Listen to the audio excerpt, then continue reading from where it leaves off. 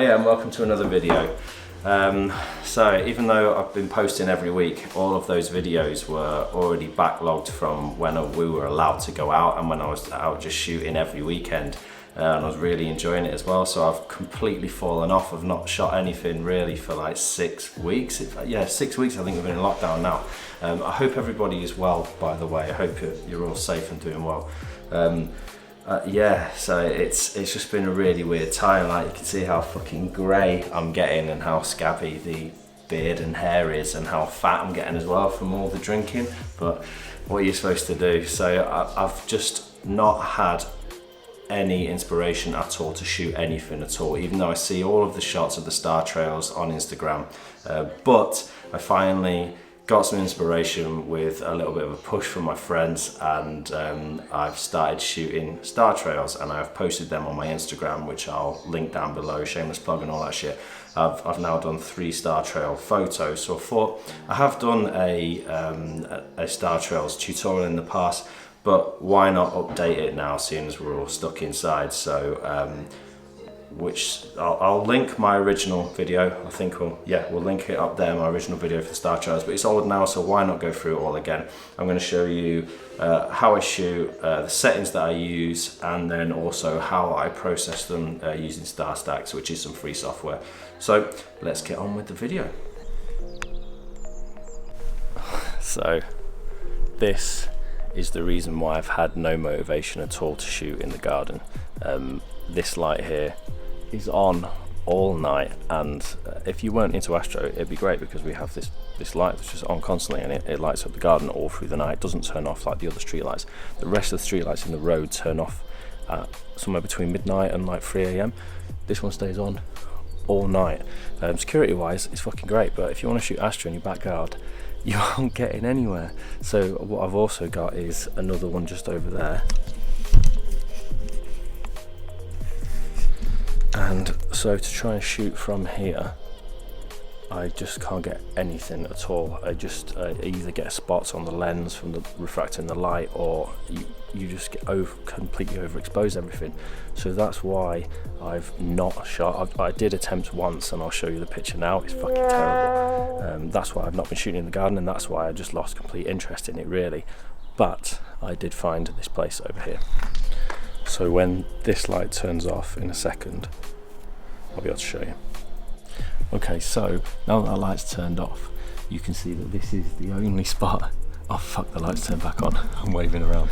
So as I was saying, this is the only spot between the street and the houses where I'm not getting the glare of the street lights. You do still get it behind me here, but it's just enough to just sort of light the foreground but not take away from the stars. So what I've been doing, I've been shooting down this little alleyway for those 3 compositions, and what I'll take you through is what I think that we should do to make an interesting star trails, and also the settings. So what I've been doing is keeping it to about the 20-25 second shutter.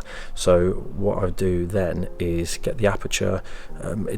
You probably want to stop the lens down a little bit, so don't go as wide open as you can. Probably go in sort of f3.5 range, something like that. Stop it down a couple clicks. That way you'll get a slightly sharper image, and you've probably got a lot of light pollution like I have anyway. I'm still aiming for like a 25 second shutter, and then that way you can drop the ISO really low. So I started my ISO at like 500, I think it might have been 600, something like that for this shot. Right, so I need to stop this here. I've not explained myself properly. What I am talking about there is the settings that I've used on my 14mm lens, and this is a full frame camera. That isn't necessarily what you'll be doing. So what I'm trying to say here anyway is to keep your shutter as long as you possibly can, and that way you can stop the aperture down a couple clicks or so you get a sharper image, and then also you can have the ISO not as high, so there'll be less grain in the image. A good rule of figuring out what your shutter speed should be is, if you're on a full frame camera, the 500 rule, which is just literally divide 500 by the focal length of your lens. So with my 14mm, 500 divided by 14, you can go up to like 32 seconds or whatever it is. Hence why I'm saying keep it at like a 20 or 25 second shutter. But with your own, what I would do is I'd keep the shutter as long as you can based on that 500 rule and dividing it by whatever your focal length of your lens is. Now if you've got a crop crop sensor body. This isn't the correct maths, but if you work it out as if it's crop sensor and you're doing, call it the 300 rule and divide 300 by whatever focal length your camera lens is.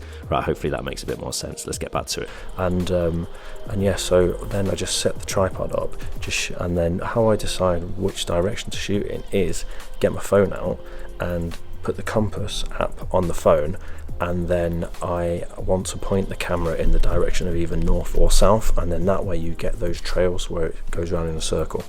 So that's what I've done for this. Yeah, and then all I basically did was set the intervalometer. Fucking camera's getting well heavy, I'm not used to this. Set the intervalometer, set it up to take enough shots so that it would, I think I only did an hour and a half was the most I did. I think I got like 250 shots. The longer the better. If you can leave it like 3-4 hours, then that's great. And then that's the beauty of actually being stuck at home, because I'm literally just there, so I don't need to be in the middle of nowhere in the freezing cold and bored shitless as well, waiting for my camera to finish shooting. You can just literally set it up and then go and have a beer inside, so that bit's been quite good. So once you've taken your shots, once you've got the direction, composition, etc., take your shots, let's take it inside, let's hop into the computer, and I'll show you how I edit them in StarStax.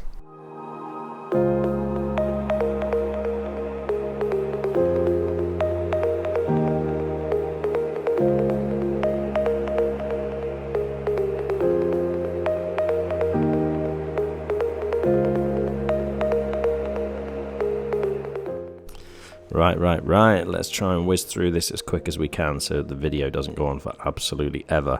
So I've imported my pics, put them into Lightroom, and what you can see here through these images is that the last one is a lot darker than the first one, and so there's a couple of things you can do with this. What you could do is just not shoot until it's really dark, but what I've been doing is just getting the camera out a little bit earlier so it looks dark to you, but it's not actually that, it's not fully dark yet. And as you can see there, the first ones look really bright and then the end ones look quite dark, so I'm putting the settings in to make sure that the end ones, when it's dark, are properly exposed. And then what I do is keep those same settings obviously as it shoots through, and I know that the first ones will be a little bit too bright. Right, so let's reset this. Let's go through how I quickly edit these images. So the first thing I've done is change the white balance to auto. Then I'm going to play with the shadows. I always drop the highlights, but then do the opposite amount with the whites. So if I drop the highlights by 2 stops, I'll up the whites by 2 stops. I'm just going to pop some clarity in there and some dehaze, even more clarity. And then what I'm going to say here is don't enable the profile corrections. So if you do enable the profile corrections, when you put this through the next software, the StarStax software, you can get cross thatching on your image and it looks wank. So what I do is turn on the remove chromatic aberration. Right, so back up.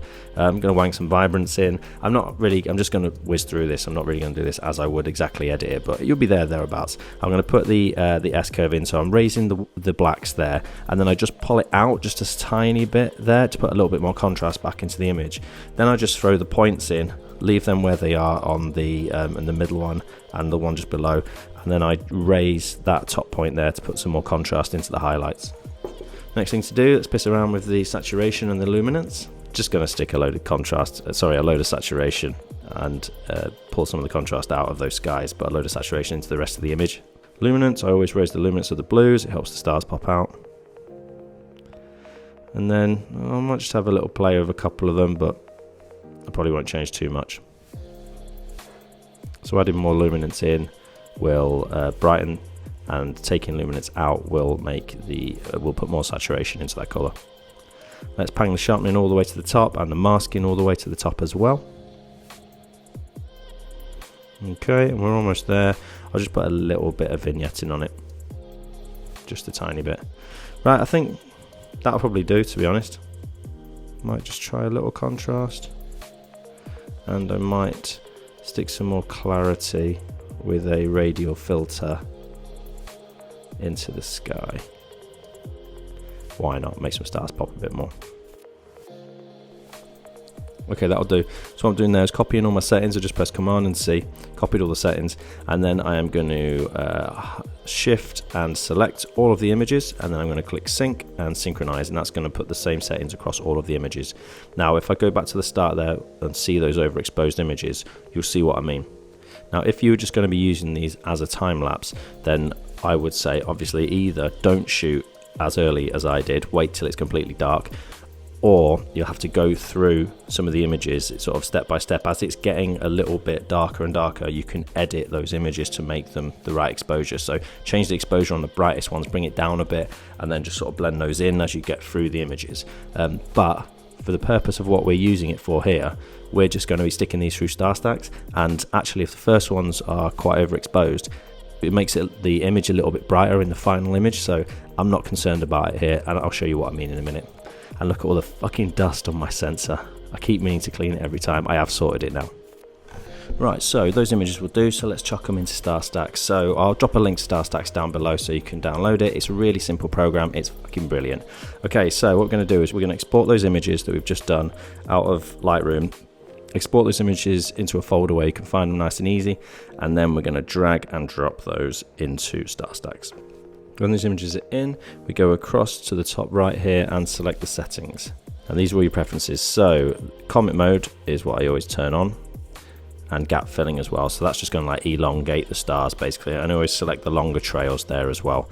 Another interesting bit down here is where it says that you can save images after each step. Now if I'm going to do a star trails time lapse like the one at the start of this video, this is what I do here. So all you do is just check that, then go down to browse, and then set where you want the folder to export to. And what it will do is, as it's processing the star trails in the software, it will also save a JPEG for each step of the way, so you can then just drag and drop them into a timeline and use them as a time lapse, which is great, I think. And that's it. That's everything for the settings. So all we do then is click up here where it says start processing, and then just sit and wait.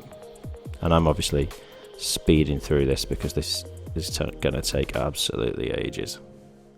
I think with that many photos, I think it was about sort of 10 minutes of processing.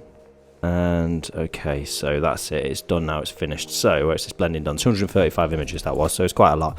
Then when you're done, there's this little threshold and amount where you can play with the sliders, and what it will do is it will change the threshold between the sky and with the foreground, and also it will change the amount of the trails as well, is what I believe we're doing there. So just slide them up, slide them down. To be perfectly honest, I don't find a whole heap of difference between moving the two around, but have a play with it, see what you think. Then once we are done there, all we need to do is click up here to where it says save, and then save that image to the desktop. Then what I always like to do is stick that back into Lightroom and just give it like a final edit. I'm not going to do a huge amount here because we already edited the first ones. But anyway, right, so I've got it in. All I'm really thinking of doing is just sort of putting more clarity through the image, and then also increasing the saturation a bit as well. Right, nothing too silly like.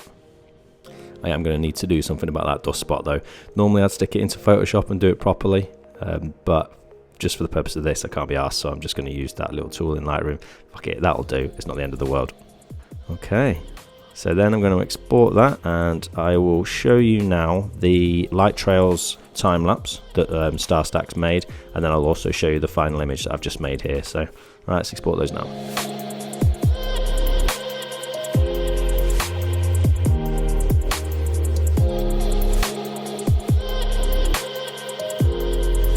Lovely, and there we go, there's the final image.